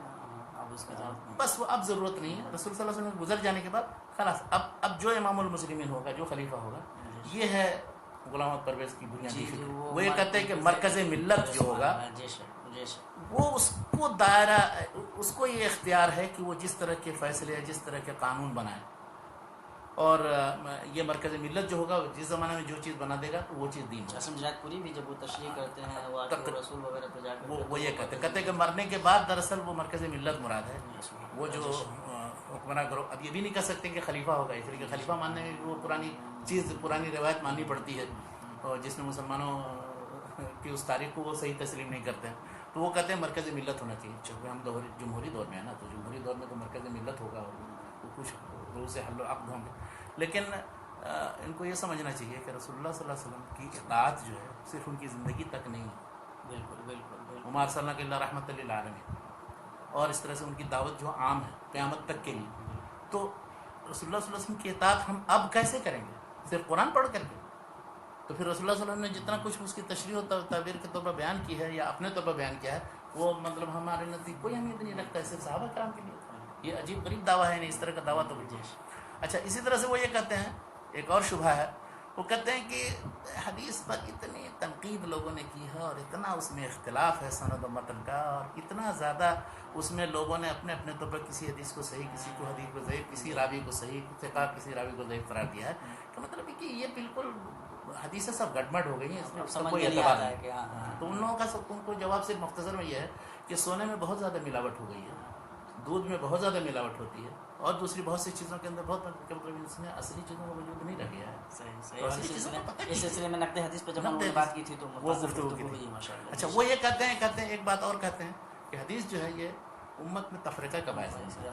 خواہ مطلب حدیث کو ماننے کے نتیجے میں یہ ہوتا ہے اگر حدیثیں نہیں رہتی کتنا اچھا سب ہم لوگ قرآن مجید کو صرف حبل اللہ میں قرآن مجید کو صرف پکڑے رہتے اور سب متحد و متفق ہوتے. یہ جو طرح ان کو ذرا سا ان سے پوچھیے کہ اچھا کس چیز پر آپ متفق ہو گئے ہیں جو اہل قرآن ہے؟ جو شخص آیا ہے اس نے اپنا ایک نیا طریقہ اختیار کیا یقینی طور پہ، اور دین کا اپنا الگ تصور دیا ہے. حتیٰ کہ ایک جو بنیادی چیز ہے دین کی، رکن صلاۃ، اس کا تو انکار نہیں کر سکتے. صلاۃ کیسے ادا کی جائے وہ بھی کوئی کہتا ہے 4 رکعت پڑھی جائے، کوئی کہتا ہے 3 مرتبہ پڑھی جائے، کوئی کہتا ہے 5 مرتبہ پڑھی جائے، صبح شام پڑھ لی تو جائے. اب یہ حال ہے. تو اتفاق اور اتحاد حدیث کو پکڑنے میں ہے یا حدیث کو چھوڑنے میں؟ اور آخری بات جو یہ ہے کہ حدیث جو ہے قطعی ثبوت نہیں ہے، کہ حدیث احاد ہے اور متواتر نہیں ہے، اور یہ ہے وہ ہے. تدوین حدیث بہت بعد میں ہوئی ہے، اس سے متعلق گفتگو ہو چکی ہے. تو یہ وہ شبہ و شبہات ہیں جن میں اصلاً کوئی جان نہیں ہے. دراصل یہ لا علمی اور کم علمی کی اپج ہے، اور اگر وہ شعور سے اس پورے علم کو سمجھتے تو انشاءاللہ اس قسم کی گھٹیا سطحی باتوں میں نہیں آتے. شیخ 2-3 بڑے اچھے سوالات آئے ہیں، ہم ان کی طرف آپ کی توجہ مبذول کرنا چاہیں گے. کہ جب ہم کہتے ہیں کہ حدیث رسول صلی اللہ تعالیٰ علیہ وسلم قرآن حکیم کی شرح ہے، تو کیا شرح متن سے زیادہ ہو سکتی ہے؟ جیسے شرح ہمیشہ متن سے زیادہ ہوتی ہے. نہیں، زیادہ کا مطلب اضافہ ہو سکتا ہے اس کے اوپر، وہ اس سے الگ ہو سکتا ہے. مثال کے طور پر قرآن حکیم میں اگر رجم کی سزا کا ذکر نہیں ہے اور رسول پاک صلی اللہ علیہ وسلم کی حدیث میں ہے، تو کیا یہ اضافہ علی المتن نہیں ہے؟ اضافہ علی المتن کیوں نہیں؟ اس کا بہت اچھا جواب ڈاکٹر حمید اللہ صاحب نے دیا. جی، ان کے خطبات بھاولپور جس میں سیرت اور حدیث اور قرآن سے متعلق لیکچرز ہیں، یہ سوال بالکل ان سے کیا گیا تھا کہ قرآن مجید میں رجم کا کیوں ذکر نہیں؟ تو کہا کہ قرآن مجید آخر اللہ کی کتاب ہی ہے نا، اور اللہ کی ایک کتاب کے اندر، تورات کے اندر رجم کا ذکر ہے صاحب. اس کی تنفیذ بھی اللہ کے رسول صلی اللہ علیہ وسلم نے کی، بلکہ اس آیت کو چھپانے کا ذکر آتا ہے. تورات نے کہا کہ لاؤ تورات، وہ چھپا نہیں، آگے پیچھے پڑھتے تھے. تو عبداللہ بن سلام ادھر سے نکل کے آ گیا، اس کو ہٹاؤ ذرا سا ہاتھ یہاں سے، پڑھا، اس کے بعد رجم کیے گئے. تو ڈاکٹر حمید اللہ نے بہت اچھا جواب دیا. انہوں نے یہ کہا کہ چونکہ کتاب اللہ میں وہ موجود ہے، تو اب ایک دوسری سزا، یعنی یہ کہ رجم کے علاوہ جلد بھی ہے. رجم ان لوگوں کے لیے جو شادی شدہ ہوں، اور جلد ان لوگوں کے لیے جو غیر شادی شدہ ہوں، اور اس کی سنت وضاحت کرتی ہے. تو اس میں تعارض کچھ نہیں ہے. ایک اور حکم ہے جو اس کی وضاحت اس کے کتاب اللہ میں تو وہ تھا ہی، اور اس کے منسوخ ہونے کی کوئی دلیل نہیں ہے کہ رجم کو جلد کے ذریعے منسوخ کر دیا گیا. اس کی کیا دلیل؟ اور اسی لیے شاید محدثین جب قرآن و سنت کے آپسی رشتے پہ بات کرتے ہیں تو جہاں قرآن کریم کی شرح کے طور پہ حدیث کو دیکھا جاتا ہے وہیں یہ شریعت سازی میں اس کی دوسری حیثیت بھی ہے باضابطہ. تو اس لیے یہ کہنا کہ حدیث رسول صلی اللہ علیہ وسلم صرف شرح ہے اس لیے شرح میں اضافے کی گنجائش نہیں ہے، یہ اپنے آپ میں بھی یہ بات محل نظر اصولی طور پر. شیخ ایک اور بہت اچھا سوال آیا ہے بھائی کا کہ قرآن کریم اللہ تبارک و تعالیٰ کی نازل کردہ کتاب ہے، غیر مخلوق ہے، تو کیا حدیث رسول صلی اللہ تعالیٰ علیہ وسلم بھی غیر مخلوق ہے؟ نہیں، غیر مخلوق اس لیے نہیں ہے کہ وہ اللہ کے رسول صلی اللہ علیہ وسلم اپنے الفاظ میں بیان کرتے ہیں، تو الفاظ وہ اللہ کے رسول، بلکہ الفاظ بھی اللہ کے رسول صلی اللہ علیہ وسلم کے ہر جگہ قطعی طور پر نہیں ہے، بلکہ روایت بالمعنی ہے، یعنی مفہوم بیان کیا گیا. اللہ نے جو حکم ان کو بتایا تھا یا جو وہی نازل کی تھی اس کی تشریح و تعبیر ہے. تو اس لیے چونکہ وہ تشریح و تعبیر ہے اس لیے اس کو وہ تقدیس حاصل نہیں ہے جو قرآن مجید میں.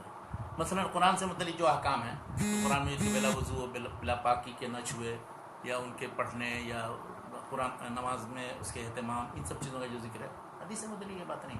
تو اس درجے میں مطلب قرآن نہیں ہے کہ تشریح کے سلسلے میں ایک درجے میں، یعنی کہ جو تشریح حیثیت ہے اس میں قرآن اور سنت کا مقام بالکل یکساں ہے. بقیہ جو بلکہ قرآن پر عمل نہیں کیا جا سکتا بغیر حدیث رسول صلی اللہ تعالیٰ علیہ وسلم کے.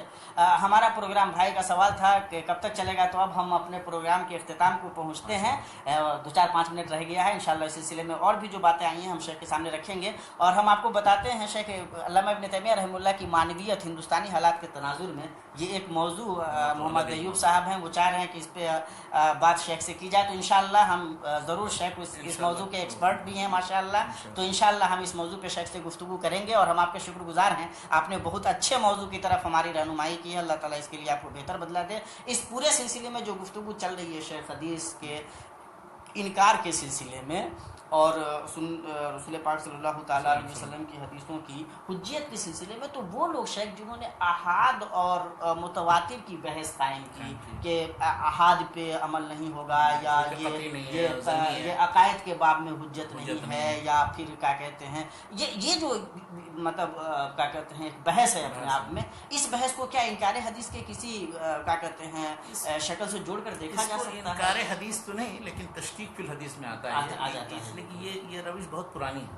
متکلمین نے یہ روش شروع کی تھی، معتزلہ نے، اسی سے پھر اس کے بعد متاثر ہو کر کے اشاعرہ نے جو اپنے آپ کو اہل سنت کہتے ہیں اور ماتریدیہ نے یہ روش اختیار کی. انہوں نے پہلے احاد اور متواتر کی تفریق کی، حالانکہ ان کو سمجھنا چاہیے حدیث کی جتنی کتابیں جتنی حدیث ہیں سب احاد ہیں، متواتر اس میں تھوڑی سی ہوں، تو صرف متواتر پر دین کی بنیاد ہے یا عقائد کی بنیاد ہے. عقائد کی بہت سی تفصیلات جو ہیں خاص طور پر جن کا تعلق غیبیات سے ہے یا بعد میں علامات اکمل، اس لیے کہ متکلمین کے ہاں یہ 3 قسموں میں تقسیم ہوتی ہے عقیدے کی چیز، ایک الہیات، دوسری نبوات اور تیسری سمعیات، یعنی جس میں سمع یا اس پر روایات یا حدیث پر اعتماد کیا جائے. تو وہ مرنے اور مرنے کے بعد کے جو امور ہیں اس میں وہ حدیثوں کا ذکر بھی کرتے ہیں، ان کو مانتے بھی ہیں، لیکن ان میں جو چیزیں نہیں سمجھ میں آتی ہیں ان کا انکار کرتے ہیں. مثلا مہدی کی حدیثوں کا انکار کرتے ہیں، کوئی نزول حدیث نزول عیسیٰ علیہ السلام کا انکار کرتا ہے، کوئی کچھ. حالانکہ نزول سے متعلق خود قرآن مجید میں اشارے موجود ہیں، وَمِنْ أَهْلِ الْكِتَابِ إِلَّا لَيُؤْمِنَنَّ بِهِ قَبْلَ مَوْتِهِ. تو پھر کیسے عیسیٰ علیہ السلام آئیں گے ہی نہیں تو کیسے ایمان کیسے لگا؟ تو کہنے کا مقصد یہ ہے کہ ان میں متکلمین میں الہیات کی جو بحث ہے وہ پوری کی پوری عقلی ہے. ہاں، وہ کبھی حدیث سے استدلال ہی نہیں کرتے. یعنی ان کے ہاں آپ اندازہ لگائیے، ان کا طریقہ یہ ہے کہ اللہ تعالیٰ کے بارے میں کن صفات سے موصوف ہوگا، کیسا ہونا چاہیے اس سے، کون کون سی صفتوں سے متصف ہو، یہ ہم اپنے عقل سے پہچانیں گے. اللہ نے اور اللہ کے رسول نے جو چیزیں بیان کی وہ چیزیں نہیں ہیں، وہ وضاحت کرتی ہیں اس کی. اس لیے کبھی آپ نہیں دیکھیں گے وہ مطلب اس بحث میں آتے ہیں. یعنی پورا ان کا ایک ثلث الہیات کا جو حصہ ہے یہ بالکل، آپ شرح مواقف دیکھ لیجیے، شرح قائد نصفی دیکھ لیجیے کیا پیش کرتے ہیں، کون سی دلیل. میں نے آپ کو بتایا تھا کہ شرح قائد نصفی کو 70 بات پوری شرح قائد نصفی. اس طرح شرح مواقف کے اندر جو 8 جلدوں کے اس میں بھی تقریباً 60-65 حدیث. وہ کہ شیخ یہ جو کیا کہتے ہیں احاد اور متواتر کی تقسیم کر کے پھر ایک کو حجت ماننا اور دوسرے کو حجت نہ ماننے کا رویہ ہے، یہ کہیں نہ کہیں متکلمین کی جانب سے آیا، اور اس سے کم تشکیک کا جو پہلو ہے وہ ابھرتا ضرور ہے. اس میں کوئی شبہ نہیں. اور اگر اصرار زیادہ بڑھے تو کہیں نہ کہیں انکار تک بھی لے جا سکتا ہے. انکار ظاہر ہے ان حدیثوں کو مانتے ہی نہیں، وہ تسلیم ہی نہیں کرتے ہیں کہ یہ صحیح ہے. جہاں اس حدیثوں کو پیش کیا کہ یہ حدیث احاد میں سے ہے اور احاد حدیث میں اس میں عقیدے کے مسائل میں حجت نہیں، تو فوراً یہ کہہ دیتے تو یہ کہیں نہ کہیں شیخ کو مطلب جب ہم یہ کہتے ہیں کہ دین میں جو حدیثوں کی تعداد ہے وہ زیادہ تر احادی ہیں، تھوڑی بہت متواتر ہیں، تو صحیح بخاری صحیح مسلم سب احاد ہیں، سب احاد ہیں. تو اگر ہم تھوڑی سی حدیثوں کو چھوڑ دیں تو بقیہ یعنی کہ بقیہ ساری حدیثیں ان کے حساب سے ناقابل عمل اور ناقابل اعتبار ہیں. وہ یہ کہتے ہیں، وہ فرق کرتے ہیں، حتیٰ کہ اصول فقہ کی کتابوں میں بھی اصولین متکلمین سے متاثر ہیں، وہ فرق کرتے ہیں. وہ یہ کہتے ہیں کہ عقیدے میں نہیں قابل قبول ہیں، لیکن عمل میں یعنی فقہی مسائل کے اندر یا سلوک کے باب میں، اخلاقیات کے باب میں اس میں قابل قبول ہے، سمیات کے باب میں اس میں قابل قبول. اچھا، تو مطلب ایک موضوع میں وہ مطلب انکار کا رویہ یا تشکیک کا رویہ، دوسرے میں وہ دوسرے موضوع میں وہ، اس لیے وہ بالکل انکار نہیں کرتے، یہ نہیں کہتے کہ حدیث بالکل دریا کرنے کے لائق ہے. یہ پورا جو عظمی سازش ہے یہ کسی نے نہیں کہا، وہ سازش ان کے نزدیک نہیں ہے. لیکن بہرحال یہ رویہ بھی اپنے آپ میں خطرناک ہے. یہ محدثین کے اہل العصر اور اہل الحدیث کے رویوں سے متصادم ہے. بلکہ سچی بات یہ ہے کہ دین کی بنیادی احاد پہ قائم ہیں. اگر احاد کو نکال دیا جائے تو اسی لیے شاید وہ عقائد کو ثابت کرنے کے لیے قرآن و حدیث سے جب رجوع نہیں کرتے تو انہیں ایسی جگہوں پہ جانا پڑتا ہے جہاں جا کر کے انسان اور جہاں جا کر کے انسان لازمی طور پہ گرے گا، وہ مطلب ثابت قدم نہیں رہ سکتا. عجیب غریب اصول بنایا انہوں نے. کیا امام راضی نے کتاب لکھی ہے، اس کے اندر اس طرح سے امام غزالی نے کہا کہ عقل اور نقل کے درمیان جب تعارض ہوگا تو پھر عقل کو ترجیح دی جائے. کیوں؟ اس لیے کہ یہ قطعی ہے اور نقل جو ہے ظنی ہے. تو اب وہ ظنی کو عقل کے مطابق بنایا جائے گا تعویل کے ذریعے. عقل کو جو اصول اور قواعد پر مبنی ہے اس کی تبدیلی نہیں کی جائے گی، اسے نہیں چھوڑا جائے گا. اسی پر پوری امام ابن تیمیہ کی جو کتاب ہے در و تعارض العقل و نقل، اسی پر بنی ہے. کہا کہ عقل صحیح اور نقل صحیح کے درمیان تعارض ہو ہی نہیں سکتا. تو کہاں کس جگہ انا یوفقون. آخر میں ایک چیز کی طرف اشارہ کروں بہت دلچسپ. عام طور پہ جتنے منکرین حدیث یا متشککین ہیں ان کا شوشہ یہ ہوتا ہے کہ عقل کے خلاف، عقل کے خلاف اور تجربے کے خلاف ہے. بلکہ وہ اس سلسلے میں بھی ڈاکٹر حمید اللہ صاحب کی ایک بات بہت دلچسپ مجھے یاد آ رہی ہے. اسی خطبات بھاولپور میں حدیث والے سلسلے میں انہوں نے ایک شخص کا ذکر کیا، مورس بکائی جس نے قرآن اور انجیل اور بعد میں اسلام کی توفیق بھی ملی. ہاں، تو اس نے بتایا کہ میں وہیں پیرس میں رہتا تھا، مورس بکائی سے برابر ملاقات ہوتی تھی. وہ معالج تھے اس کے شاہ فیصل. خیر، انہوں نے کہا کہ میں نے قرآن کو تو پورا چیک کر لیا ہے، اس میں مطلب کوئی چیز سائنس کے خلاف نہیں مجھے ملی، لیکن حدیث میں وہ تمہاری جو صحیح بخاری ہے اس میں 2 حدیثیں ایسی ہیں کہ یہ تو بالکل سائنس کے خلاف ہیں. انہوں نے پوچھا کون سی 2 حدیثیں؟ انہوں نے کہا کہ ایک تو یہ کہ اونٹ کے پیشاب کے ذریعے جو علاج کرنے کا ذکر ہے وہ کسی طرح سمجھ میں نہیں آتی ہے، کیسے پیشاب پینے کا حکم دیا ہوگا، اتنی کری چیز ہے اور بدبودار چیز. اور دوسرا ہے کہ وہ مکھی کو ڈبونے سے متعلق، وہ مکھی کے ایک پر میں دوا اور دوسرے میں بیماری ہوتی ہے، اور دونوں حدیثیں بخاری کی. تو انہوں نے کہا کہ دیکھو، سب سے پہلی بات تو یہ کہ ایک شخص نے ابھی سفر نامہ لکھا ہے، وہ وہاں حجاز میں رہتا تھا، نجد میں. وہ بیمار ہوا، کسی بیماری میں مبتلا ہوا، بیچارہ پریشان تھا. وہاں سے گیا، یورپ میں آیا اور اس نے اپنا علاج کرایا، کہیں اس کو شفا نہیں ہوئی. پھر آیا واپس یہاں اپنے کام پر. بدوؤں نے دیکھا کہ ارے یہ تمہیں کیا ہو گیا، کہاں تھے تم؟ کہا کہ میں چلا گیا تھا علاج کرنے. تمہاری شکل کیا؟ ادھر آؤ. میں کہا کہ مجھے پکڑ کر کے لوگ لے گئے اونٹ کے باڑے میں، اسی میں کہا کہ یہیں پر رہو گے، یہیں سو گئے، یہیں اسی اونٹ کے رہنے کی جگہ پر، اور وہیں پر اس کا دودھ بھی پلایا، اس کا پیشاب بھی پلایا. 1 ہفتے کے اندر کچھ دن کے اندر بالکل ٹھیک ٹھاک ہو گیا. جو علاج وہاں نہیں کہا کہ اس نے ایک سفر نامہ میں لکھا، باقاعدہ اس کا حوالہ دیا ساتھ. اور رہا مکھی سے متعلق سوال، تو مکھی سے متعلق جو چیز بیان کی ہے اللہ کے رسول صلی اللہ علیہ وسلم نے، تو اس سے متعلق ابھی تحقیق کرنے کی ضرورت باقی ہے. سب سے پہلی بات تو یہ کہ کیا وہ کسی خاص نوعیت کی مکھی تھی جو رسول اللہ صلی اللہ علیہ وسلم کے زمانے میں تھی، اس میں یہ چیز تھی، یا ہے کہ یہ عمومی حکم ہے. اور پھر ہر دور میں جو مکھیاں ہیں اس کے جو مختلف انواع و اقسام ہیں، مختلف ممالک کی جو مکھیاں ہیں، سب میں یہ چیز ہے کہ نہیں ہے. تو ایک علم مکھیات وجود میں آنا چاہیے کہ جس میں مکھی سے متعلق خصوصی تحقیق کو آج تک آپ نے کی ہے تحقیق، یہ اس کے بعد نفی کر دی کہ کسی مکھی اور کسی نسل اور کسی زمانے کی کسی مکھی میں ایسا نہیں ہے. انہوں نے کہا کہ نہیں. تو کہا کہ پہلے یہ تحقیق کر لیجیے، اس کے بعد پھر کہیے گا کہ حدیث کے خلاف.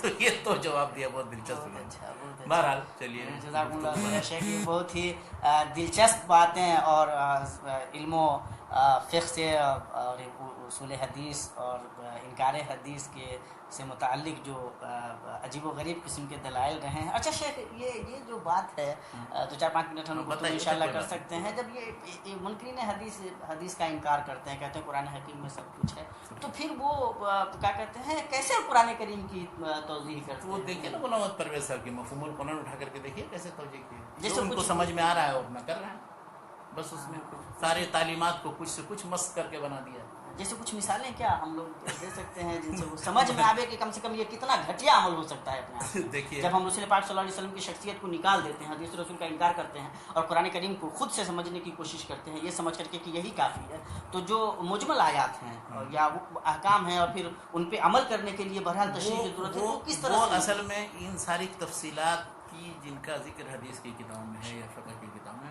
اس کی حاجت ہی نہیں محسوس ہوتی، اس لیے کہ ان تفصیلات ہی سے تو پھر وہ قید و بند میں آ جاتے ہیں.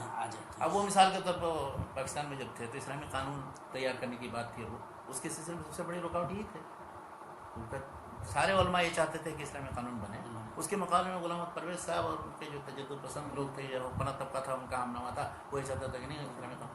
اس لیے کہ سب سے بڑی رکاوٹ جو ہے تہذیب اور ثقافت کے نام پر جو بے حیائی والا جو کلچر ہے مغرب کا، اس کے لانے کے سلسلے میں، یا مثلاً ہر طرح کے چیزوں میں مثلا شریعت نے جو حکم دیا اس کے مطابق عمل کرنا پڑے گا، اسی سے تو بھاگنا ہے ان کو. تو اس لیے وہ ان ساری چیزوں کی ایسی تشریح کرتے ہیں، ایسی تعویل کرتے ہیں کہ مطلب اس میں کچھ تفصیل سمجھ میں نہیں. یعنی جو مسلمان مرکزی ملت جو طے کر دے گی وہ قانون بن جائے گا. مرکزی ملت جو اطیع اللہ و اطیع الرسول سب چیز، ان ساری چیزوں کو مانتے کرتے ہیں کہ یہ سب وقتی تھی. یہ رسول اللہ کے زمانے میں یہ تاریخ ہے اس زمانے میں بیان کی گئی.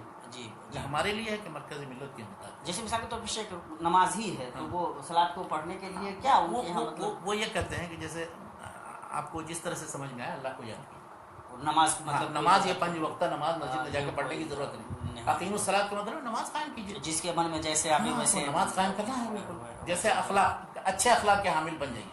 اب جن چیزوں کو آپ اچھے اخلاق سمجھتے ہو آپ رہیے، کرتے ہیں. اس کے لیے فلاں فلاں فلاں فلاں اخلاق ہونے کی ضرورت نہیں. آپ اپنے حساب سے اچھے اخلاق بنا لیجیے، وہ اچھے. جزاکم اللہ خیر شیخ. اب ہمارا وقت بھی ختم ہو رہا ہے اور ہم ان احباب کے شکر گزار ہیں جنہوں نے شیخ کے لیے دعائیں لکھی، ہمیں یاد کیا اور بتلایا کہ یہ سلسلہ بہت اچھا تھا. بہت سارے احباب کا جو یہ مطالبہ رہا ہے کہ یہ ساری چیزیں محفوظ رہیں اور پھر انہیں باضابطہ اپلوڈ کیا جائے، یوٹیوب وغیرہ پہ ڈالا جائے. تو انشاءاللہ ہمارا وہ پورا پروگرام ہے وہ ہم ضرور کریں گے اور اس کا لنک بھی ہم انشاءاللہ آپ کو دیں گے. ابھی آپ یہ ضرور کریں کہ خود استفادہ کریں، جہاں تک شیئر کر کے دوسروں تک پہنچا سکتے ہیں پہنچائیں. محفوظ کر سکتے ہیں اپنے پاس تو ضرور محفوظ کریں. فیس بک پہ جو ویڈیوز ہوتی ہیں لائیو ویڈیوز وغیرہ ان کو بھی محفوظ کرنے کے طریقے ہیں، آپ ان کو انشاءاللہ اپنا سکتے ہیں. ہم آپ کے شکر گزار ہیں اور جو سوالات آپ نے رکھے ہیں، اگر کوئی ایسا سوال رہ گیا ہو جس کا جواب نہیں آیا ہو تو انشاءاللہ آئندہ جب ہم شیخ کے ساتھ بیٹھیں گے تو ان سوالات پہ انشاءاللہ ہم گفتگو کر لیں گے. وقت ہمارا ختم ہو رہا ہے. انہی چند کلمات کے ساتھ ہم آپ سے اجازت لینا چاہیں گے. ہم اللہ تعالیٰ سے دعا کرتے ہیں کہ اللہ تبارک و تعالیٰ شیخ کو ان تمام محنتوں کا بہتر بدلہ عطا کرے. شیخ نے اتنا قیمتی وقت ہمارے لیے نکالا ہے، ہم شیخ کے شکر گزار بھی ہیں اور دعا کو ہیں کہ اللہ تبارک و تعالیٰ شیخ کی عمر میں، شیخ کی صحت میں برکت دے، شیخ سے ہمیں اور بھی زیادہ استفادہ کرنے کی توفیق دے. اور ہم آپ کو بتانا چاہیں گے کہ انشاءاللہ یہ سلسلہ ہمارا جاری رہے گا. شیخ مختلف علوم و فنون پہ بہت گہری نظر رکھتے ہیں. مختلف نہیں، ہم کوئی مبالغے سے انشاءاللہ کام نہیں. ویسے بھی شیخ ہم لوگ وہابی لوگ مبالغے کے بالکل قائل بھی نہیں ہیں. تو انشاءاللہ شیخ اللہ یقیناً، لیکن اس قلیل سے انشاءاللہ استفادہ کرنے کے ہم لوگ تو بہت محتاج ہیں. تو انشاءاللہ آئندہ بھی شیخ سے مختلف موضوعات پہ، جیسے بھائی نے جس کی طرف اشارہ کیا ابن تیمیہ رحمہ اللہ سے متعلق، تو انشاءاللہ اس پہ ہم ضرور شیخ کو مجبور کریں گے گفتگو کرنے کے لیے. شیخ کا بہت ہی وہ انٹرسٹنگ ٹاپک بھی ہے وہ، اور شیخ کی اس میں بہت اچھی دلچسپی بھی ہے. کام ہے شیخ کا، شیخ کی پوری تحقیق ہے الحمدللہ. بلکہ اسی حیثیت سے شیخ کو مختلف ملکوں اور کیا کہتے ہیں مختلف قارات میں جانا بھی جاتا ہے. تو انشاءاللہ ہم ابن تیمیہ رحمہ اللہ سے متعلق شیخ سے گفتگو کریں گے انشاءاللہ. اس کے علاوہ علوم قرآن سے متعلق انشاءاللہ بعد میں شیخ کے ساتھ ہم کبھی بیٹھیں گے. اور بھی موضوعات ہیں انشاءاللہ، ادب، عربی ادب وغیرہ سے متعلق انشاءاللہ، ایون اردو ادب سے متعلق، زبان سے متعلق انشاءاللہ ہماری گفتگو شیخ کے ساتھ ہوگی. اور ماشاءاللہ شیخ کی نظر ہے الحمدللہ. ہماری اصل میں ان موضوعات پہ شیخ کے ساتھ گفتگو رہتی ہے تو سمجھ میں آتا ہے کہ ہم جیسے جو احباب ہیں وہ کتنا استفادہ کر سکتے ہیں. تو انشاءاللہ آئندہ بھی شیخ سے ان موضوعات پہ پہ گفتگو ہوگی. جو سوالات آپ کے اگر رہ گئے ہوں تو انشاءاللہ ہم شیخ سے استفسار کر کے ان کے جوابات یا تو لکھ دیں گے یا پھر کسی اور کیا کہتے ہیں لقاء میں شیخ کے سامنے انشاءاللہ وہ سوالات رکھیں گے. انہی چند کلمات کے ساتھ جزاکم اللہ خیرا و بارک اللہ فیکم. اپنا خیال رکھیں. اس پورے موضوع کو, اس پورے پروگرام کو جہاں تک پہنچا سکتے ہوں خیر کے اس کام میں اپنی حصے داری بنائیں, انشاءاللہ دین و دنیا کی دولت کمائیں. وجزاکم اللہ خیرا و بارک اللہ فیکم. والسلام علیکم ورحمۃ اللہ وبرکاتہ.